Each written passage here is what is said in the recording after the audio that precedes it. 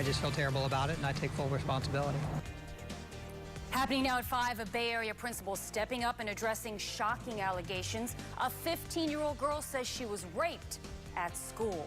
At this hour, 2 of her classmates at Dixie Hollins High School in St. Petersburg are facing charges. And it's not the first time this same school has been rocked by this kind of scandal. Tonight, our Jacqueline Iglesias is finding out what's going to be done to make sure this never happens again. Jacqueline?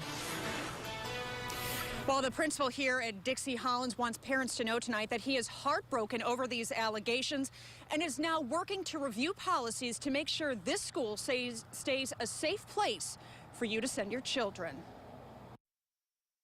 And school's not really, what it seems nowadays. Senior Francisco Espinoza just transferred to Dixie Hollins High School to get away from his crime-ridden school in Pennsylvania.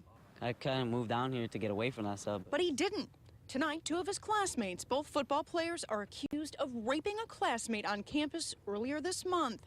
ABC Action News wanted to know how a 15 and 17-year-old could gain access to a room unsupervised and go unnoticed long enough to commit a crime of this type. Students move about the campus during class changes and even with hall passes, and whether that's on the outskirts of the campus or into a restroom area or what have you. So there are places that there's not a teacher present.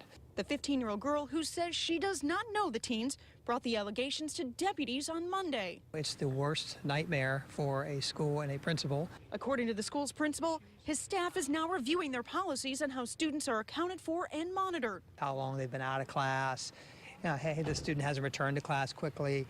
We do that anyway, but talking through that to make sure that there's a follow-up to that. Students told ABC Action News they're already noticing changes. Told us that we couldn't come out and go back in, that if you leave for the day, you have to leave for the day. According to the principal, these 2 football players, who we are not naming because they're juveniles, will likely not be back on campus until this criminal case is closed. Now, depending on the outcome of that, these players could ultimately be expelled. Both of them tonight remain on house arrest. I did try speaking to both of them at their homes, but no one came to the door. We're live in St. Petersburg. Jacqueline Iglesias, ABC Action News. Jacqueline, thank you. And as we mentioned, a similar incident happening at this very same school over 6 years ago. 3 members of the football team were charged in 2008 for their role in a sexual assault against a 15-year-old girl on a school bus. One of the students, Brandon Allen, who was 18 at the time, spent 2 years in prison for the assault. The 2 other students were charged with felony battery and false imprisonment, but did not get prison time. A former